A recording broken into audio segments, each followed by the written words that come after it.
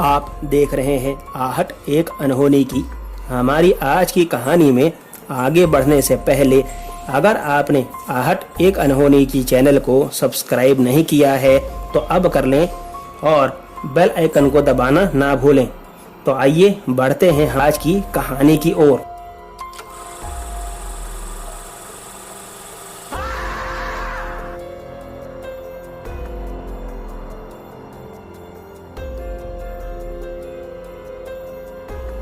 ये बात करीबन 20 से 22 साल पुरानी है।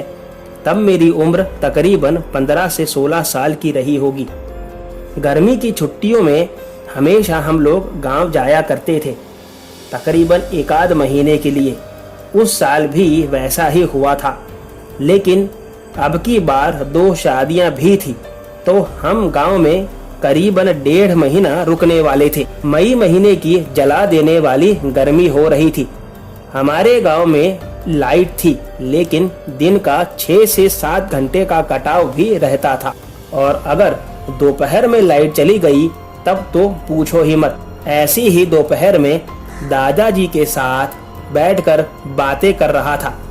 तब दादाजी ने कहा कि अगर ज्यादा दिक्कत हो रही हो तो जाओ अपने आम के बगिया में चले जाओ, वहाँ घने पेड़ों के नीचे अच्छा लगेगा। खाट बिछा लेना और आम की रखवाली भी कर लेना। ये बात मुझे पसंद आ गई, तो मैं और मेरा कजिन पहुंच गए आम की बगिया में। वहां जाकर के मुझे काफी अच्छा लगा। 2-3 दिन हम ऐसे ही रोज बगिया में चले जाया करते थे। हमारे आम के बगिया के पास ही दुबे ची का भी आम का बगिया था, और उसमें भी काफी आम फरे थे। दोपहर में दुबे चाचा खुद ही वहां खाट बिछाकर पहरा दिया करते थे। कभी कभी हमारी बातें भी हो जाया करती थी, और वो कहते थे कि बेटा अच्छे से रखवाली करना, यहाँ चोरों की कमी नहीं है। एक दिन मुझे पता चला कि लाइट रात को नहीं आने वाली, तो मैंने मेरे कजिन के साथ रात को बगिया में रुकने का प्लान बना लिया। हम लोग रात को पहरा दे रहे थे और साथ में खाट भी बिछा ली थी। मेरे मन में चोर आया और मैंने दुबे चाचा के बगिया से थोड़े आम चुराने के लिए मेरे कजिन से कहा। हम दोनों सीधा चाचा के बगिया में पहुंच गए। वहां पर कोई था नहीं, लेकिन तभी वो हुआ जिसने हमारी रातों की नींद आज भी उड़ा रखी है। अचानक से एक आम के पेड़ पर से हमने एक औरत को उल्टा उतरते देखा, और वो हम कुछ समझे उसके पहले तो हमारे सामने आ गई और कहने लगी कि चाचा चाचा कहते हो और पीठ के पीछे उनके आम चुराने आते हो। आज मैं तुम लोगों को जिंदा नहीं छोड़ूंगी। तुम्हारी यहाँ आने की हिम्मत कैसे हुई?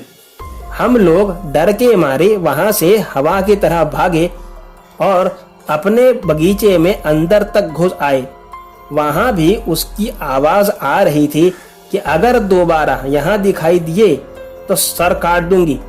सवेरा होते ही हम दोनों डरते डरते घर पहुंचे और मैंने दादाजी से सारी बात बता दी। तब दादाजी ने कहा कि बेटा ये दुबे चाचा की माँ होगी, जो बरसों पहले उसी बगिया में मरी पाई गई थी, और कैसे मरी थी ये तो कोई नहीं जानता। इसलिए तो दुबे भी रात को बगिये में नहीं जाता है। आज की कहानी में बस इतना ही।